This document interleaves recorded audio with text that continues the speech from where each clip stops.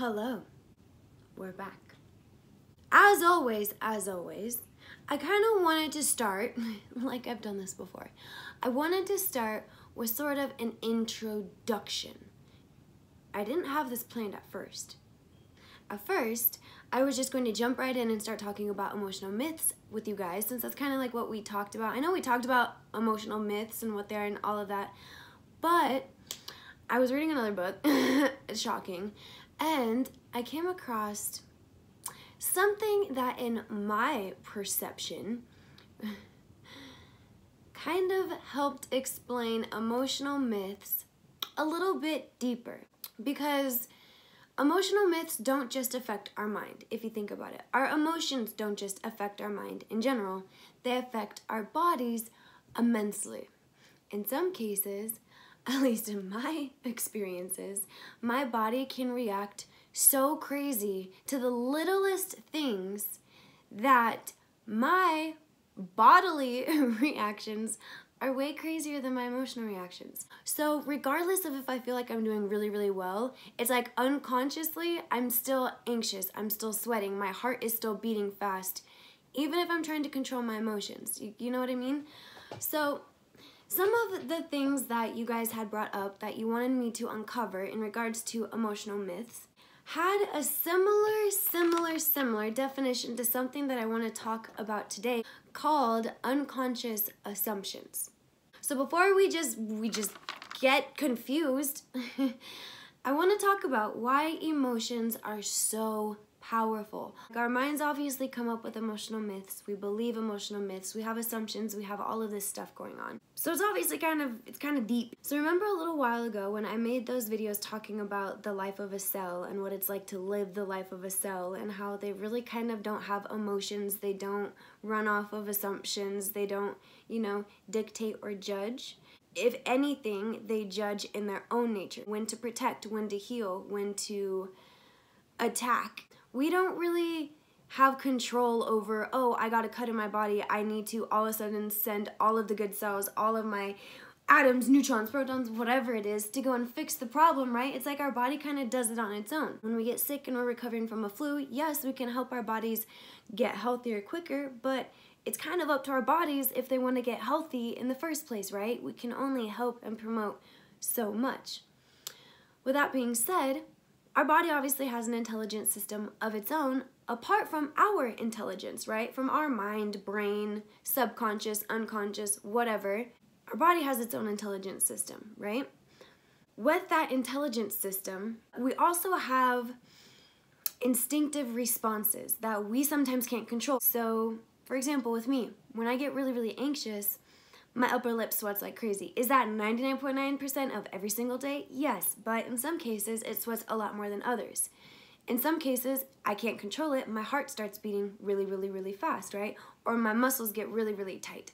All of a sudden, I realize that I've been clenching my jaw for goodness knows how long. So in a way, when we go into these like fight or flight instincts or these situations where we kind of have to instinctively all of a sudden do something, sometimes, we're not very well at just staying calm and cool in the situation. Sometimes things do tend to harsh our mellow. We start breathing really, really heavy. We can't control it, but it's happening. And sometimes even in the situations we're like, yo, I just want to deep breaths, I need to calm down, but it's not working. Like my emotions, I'm worked up, I'm pissed. I can't just calm myself down by trying to tell myself, like, remember we kind of talked about this. So basically what that is called, it's like, so if I'm pronouncing the word right, primordial fear or anger. It's primordial instinct. It's kind of what we're born with. Animals have it too. It seems like emotions, but they aren't.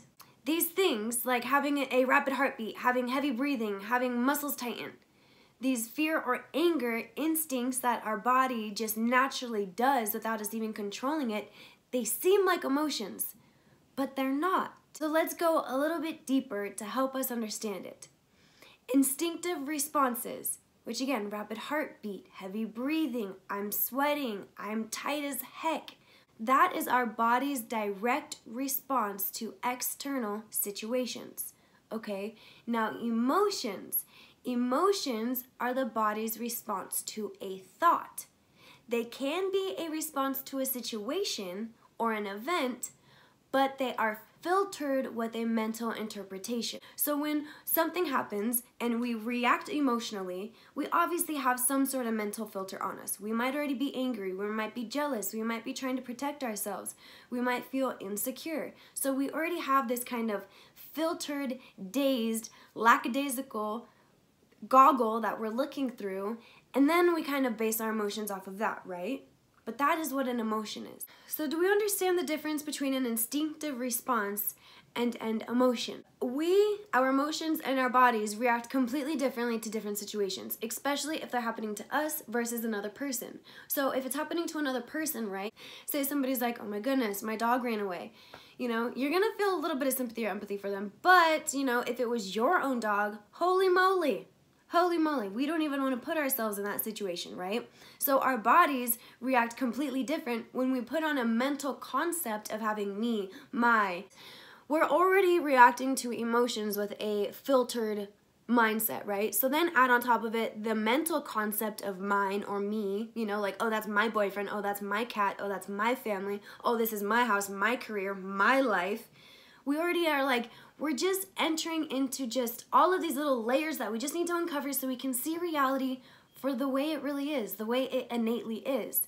Why are these things so important, right? Why are we differentiating the difference between an instinctive response, our emotions? Why do mental concepts matter?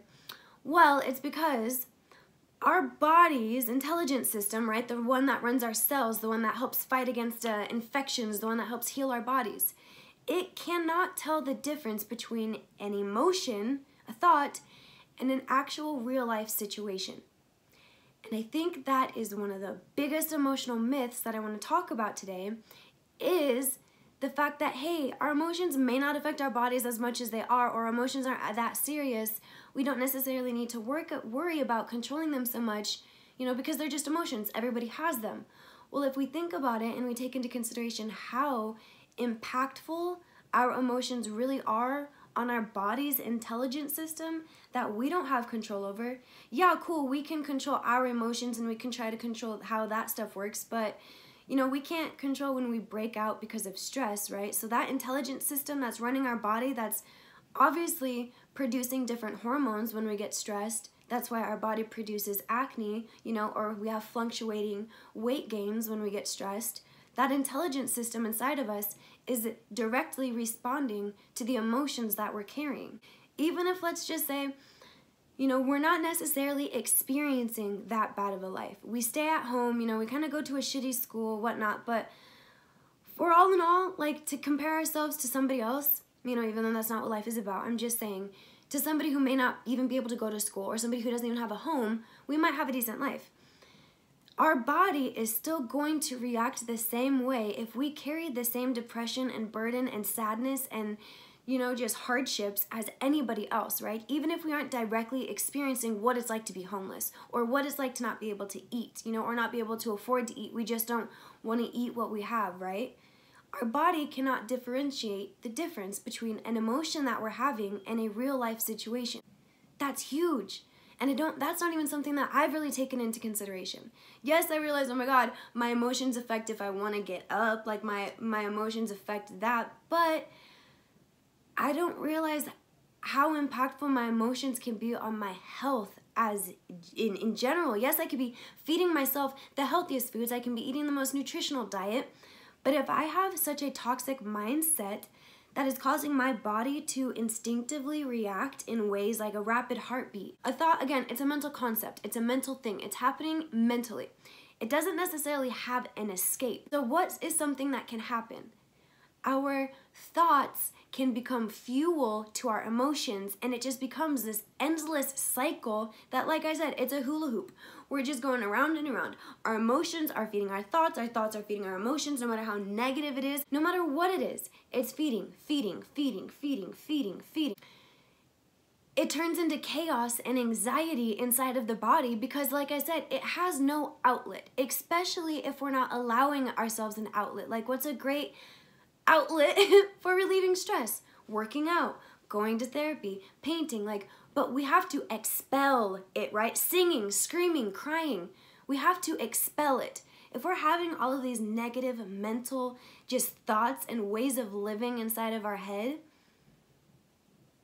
it has no escape, you guys, and that's why we're so anxious all of the time. Just sometimes, you know, we're going to get deeper into how the body's chemicals can make us be anxious no matter if we want to or not. You know, sometimes people can't control their anxiety. Sometimes people can't control their anger. But we could do our best, right? And this is why it's so important, because it can affect our health. So as I was saying, it feeds and it just creates chaos and anxiety inside of the body. So we all have that voice inside of our head, right? We have our intuition, we have our consciousness, we have our ego, that annoying one. That's just inside of our head. That's comparing us, that's judging ourselves, that's judging others. That's just being weird, right?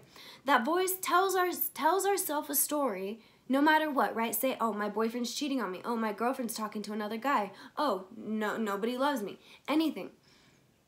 That voice tells our mind and our body a story, and our body believes it. Because why else wouldn't it, you know? Our body's intelligence system, you know, we can't really dictate how it reacts and how it doesn't react. The instinctive natures that we carry, the biological tendencies that we may not be able to control sometimes, we can't control how it's going to react to a story we tell it. So if you think about it, sometimes have you ever been in that situation where you're like, oh my God, the person that I'm with hates me, they don't love me, they're cheating on me, they're talking to somebody else, but then you figure out the truth, and all of a sudden, just because you figured out the truth or you saw them and everything was okay, your body literally changes like phases. You get out of one cocoon and crawl into another, and your body's like, oh, okay, I'm not stressed, I'm not anxious. Have you ever been there? If you haven't, I've been there, dude, and it's so interesting, but it's true. Our voice in our head will tell our bodies a story, and it believes it.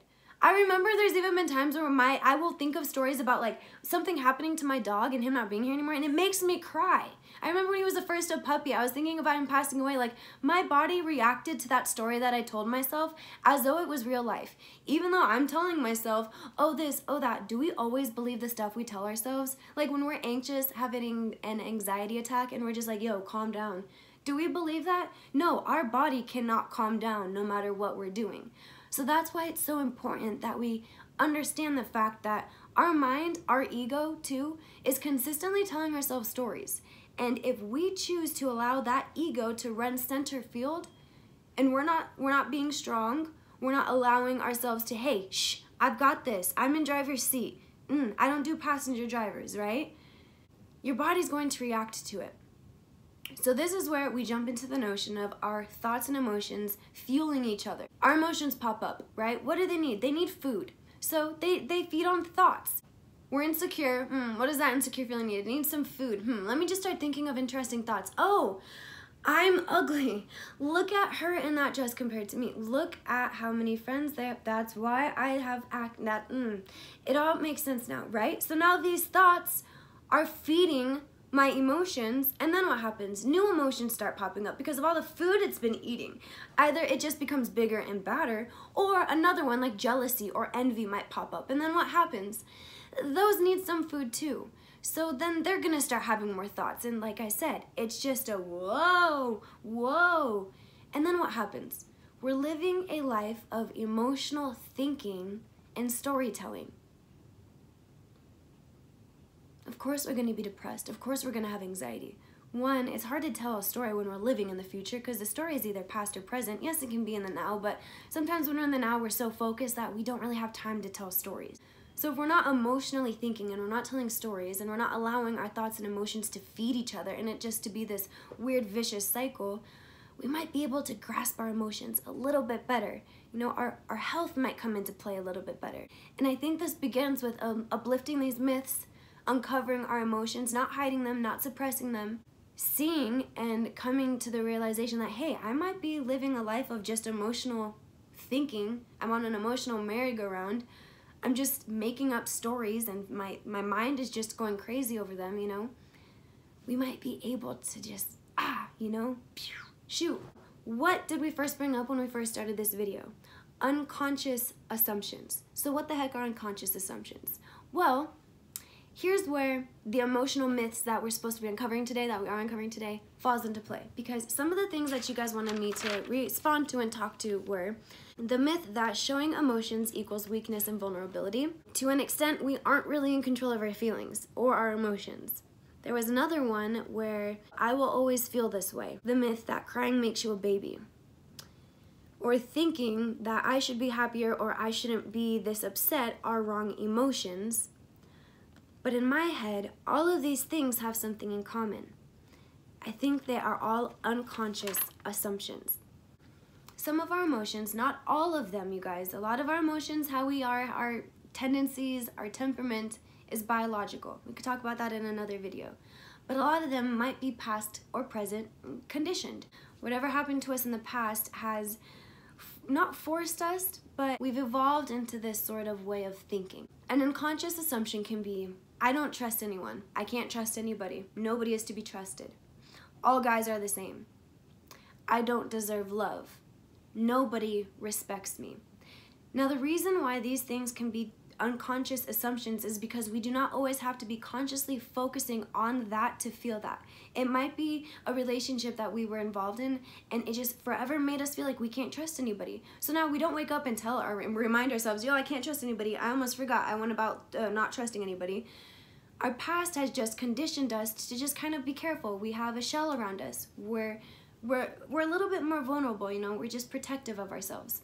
Well, with that, it's an unconscious assumption. We have made the assumption that nobody can be trusted. We've told ourselves that story, or we've lived that story ourselves, and you know, we've believed it. Through emotions, through personal situations of actually experiencing it, we've believed it. And in a sense, these unconscious assumptions morph our life. They form our life. They create our reality. So, back to the emotional myths that we had mentioned, you know, that one can be crying makes you a baby. That can be something that we have been conditioned to believe since we were young.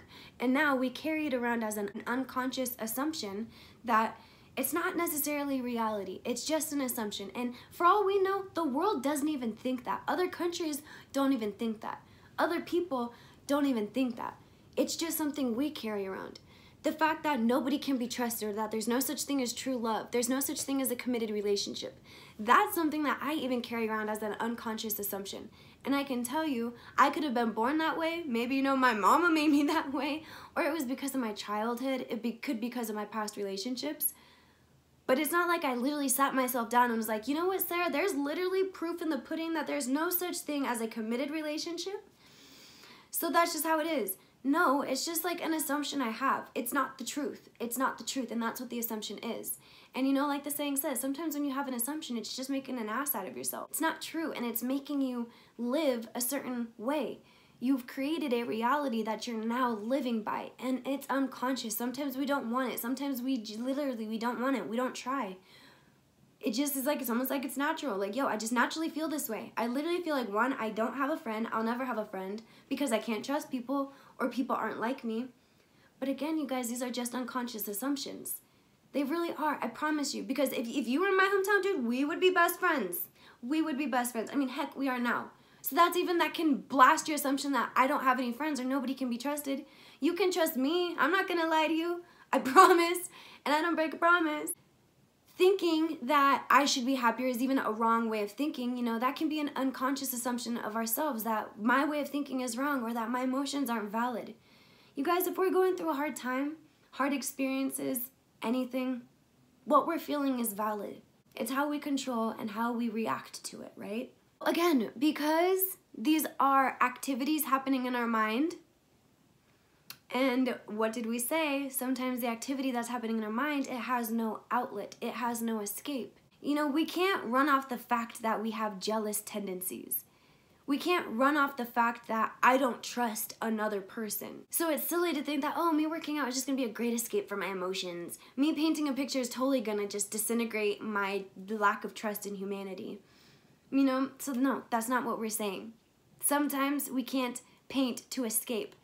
And again, where are all of these thoughts and where is this mental activity going to escape, but have our body's intelligence system start reacting to it, believing the stories that we're telling, and sooner or later we've lost weight, we have acne, our hair isn't as shiny as it used to be, we can't run as fast as we used to. You know, our health isn't the same. You know, we might have food allergies that we never had before, or skin sensitivities that we've never had before, and sometimes we might not take into consideration that, hey, my body's going to react to all different sorts of things. There's not just one thing, you know, just like there's not one solution. Like we said, we can't just go on a run. We can't just paint and expect that to be the solution.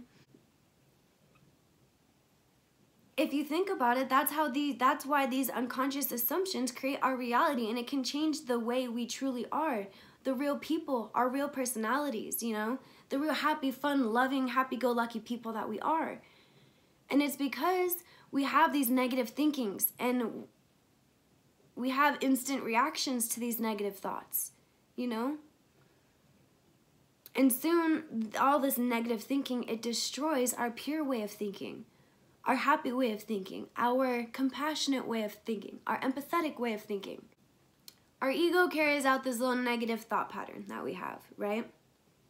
So, I mean, I think it's fair to say that all of us have an ego attached to our emotions. All of us have an ego attached to ourselves. So what happens is our body reacts to the dysfunctional thought patterns of our ego. So when you have a negative emotions just side by side all of the time, obviously your body's going to become in a habit. It's going to become a compulsive way of thinking, right? So then it should be no surprise to us when our garden is just filled with a whole bunch of weeds, right? And all these negative thinking is happening, and instead of us running around tilling to all of our garden and picking the fresh berries so new ones can grow, our ego is running around just stomping on stuff, reminding something how bad it stinks, reminding that one flower fell off because you're not good enough, you know? And it becomes compulsive. We just get in the habit of sitting back and we're like, yo, this guy is just, he's running the show. He doesn't seem like he's running out of energy, so why would I put forth the energy of stopping him? When we allow these negative thought patterns to take place and have the driver's seat, the harmonious balances that are happening inside of us, they get all mixed and mingled and bashed up, you know? With negative thought patterns, when our brain produces negative energy, negative chemicals are produced as well, and our body has to react to that. Sometimes our bodies are naturally trying to get it down to our mellow state, so it has to produce more chemicals, and then we have a hormonal imbalance, and our chemicals are all off balanced, right? And then we're off balanced, you know? So this negative way of thinking, it causes our body to instinctively react to that. Our bodies naturally want to fix us. Remember, we're naturally here to adapt, but if we adapt to a negative way of thinking and that becomes compulsive, our body's going to just be in a compulsive state of fighting, you know? And soon it's going to get tired. Soon some things are going to shut down, or soon some illnesses are going to pop up somewhere. And it's only because we're not living in harmony, you know? Mind, body, soul, none of it. Not even our aura, right? And soon, like, you know, even if we don't have physical disease, even if we're just having, like, suffering from emotional diseases, unhappiness is what that's called, right? All of this has a name for it, like anxiety, depression, this, that, comparing, jealousy. It's being unhappy, right? And unhappiness, it's contagious. Just like a smile is contagious, 99% of the time, so is a frown, you know? So is bad, negative energy if you are not able to rise above it, right? And some of us, if we're vulnerable, if we're just going through life and just learning how to control stuff, we might be susceptible to being sucked into negative stuff, right? That's why it's so important that I explain that relationships around us have to be uplifting, because if somebody around you is unhappy, it's going to be contagious. It's going to be really, really hard, right? It's hard cracking jokes when nobody's laughing. It's hard dancing like a fool when nobody wants to join and they just sit there and judge, right? We don't want to go to isolation, and none of us want to be surrounded by negative people just influencing our negative thoughts, tendencies, and reactions, right?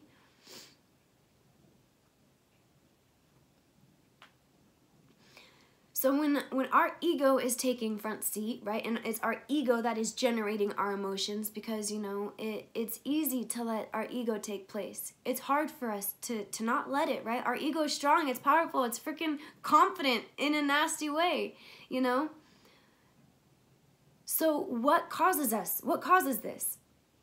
What is the symptom that I am living in an egoic emotional state? Well, if your mind is identifying with external factors, that should be a check mark right there. The outside world and even our internal world. The mind's identification, remember the me, my, that mental concept and how strong it is? When we identify, when our mind identifies, especially extremely personally with something in the outside external realm, that external realm is always susceptible to change. It is always welcome to just completely and abruptly end, dismantle itself, morph into something new, completely act like I never knew you, never welcomed you, right? So if we identify with something that is always and forever changing, that can always be negative or always be positive, like it's just a freaking roller coaster out there. The world is a roller coaster. So if our mind is identifying with everything that's me, my, that, this, my life, this, our ego, that's our ego speaking, right? Our ego is the mind's identification with all of this stuff. So the second we take our mind's identification away from it, if it's unstable and always changing, aren't we going to be unstable and always changing? We have an innate, true personality that's ever evolving, right? And of course, change is inevitable. But if the world is out here changing in dramatic and unstable ways like we are talking about and like we're experiencing, it is gonna be no surprise when society as a whole, us emotional little bumblebees, it's no surprise when we start changing and we start becoming unstable. Because the world is unstable and we identify it with it so personally. Well, I don't want to have my ego be in control of these emotions. I don't want my mental focus and my mental identification to be with external things. So how? Well, when we focus on our state of being, where does our state of being come? Well, we emanate from love, from joy, from peace. So camera malfunction and we are back. So when we focus on our state of being, right, our innate person, who we're supposed to be, like my mellow state of being is that, mellow. So when we focus on our state of being, our personality, our true personality, and some of us we haven't discovered that yet. I'm still figuring out who I am too, right? But I know I love it when I'm mellow, right? I know my life runs smoothly and things happen to me in different ways when my emotions aren't chaotic and I'm not depressed, you know, and I'm able to just, you know, try and be okay. You know, it's that little ounce of trying, right? So when we focus on our state of being, it's not necessarily susceptible to change. Like being in a pure state of love and happiness and peace, how is that going to change? So if you take a second, you know, natural states of being, they don't necessarily have opposites. Like their opposite would be death. You know, like if you think about it, a plant's natural state of being is thriving, it's living, and it's selling. Like in the rainforest, it's living. Its opposite would literally be death, you know? But emotions, they have opposites. They have crazy opposites. Like if you're sad, you could be happy. If you're angry, you could be nice. If you're this and that. Everything always has opposites. But your true natural state of being, emanating from peace, love, happiness, that is never changing. It can be obscured, but it can never be changed. It can get bigger, it can get brighter, but it doesn't change. So I think when we try our hardest to live and thrive and just be and perceive from our state of being, whether that be mellow, whether that be content, sympathetic, empathetic, happy, peaceful, you know, we try our best just to emanate from that. I think it's going to help us shed our unconscious assumptions, our emotional myths, you know, the unhappiness that we're carrying. Because some of the emotions that we have on the day-to-day basis, right, they're changing. One second we can be perfectly happy and the next we are so sad, right? But if we were to live, and I know it's possible, I don't even do it. I'm learning, I'm trying, that's my goal. But when we learn to just completely live and be freaking fueled by love and peace and happiness, what would be the opposite, dude? Nothing. I mean, I would never want to choose the opposite. So I think that sums up today's video. I wanted to talk about how powerful our emotions are, because how they affect our body's intelligence system, the biological system that we have going on inside of us. How sometimes it's really hard for that to differentiate fact from emotion, you know, personal experience from a storyteller. I wanted to talk about our unconscious assumptions that we carry, you know, that create our reality, what those unconscious assumptions were, because a lot of those unconscious assumptions happened to be some of the emotional myths that we wanted to uncover. Y'all go back to living that rat-a-tat life. Yay. And a lot of you guys have been asking me. My Instagram is a mellow one. And I really do use that, you guys, for advice. I love putting stuff on my story because I could put freaking anything. And I can talk to you guys at any time. You guys can talk to me anytime. YouTube's been a little funky. So yeah, follow me on there if you want. Don't follow me on there. You can message me on there, or you don't have to message me on there. Yeah. So I hope you guys are having a splendid start of your week. From me to you, here's a burst full of energy to freaking get some motivation. Let's fight resistance. Determined to end this week with a pizzazzful hell yeah. Without further hesitation, have an amazing rest of your night. Put a face mask on. Brush your teeth for like 5 minutes longer. Use mouthwash. Just have a good night and make sure you eat dinner. Goodbye.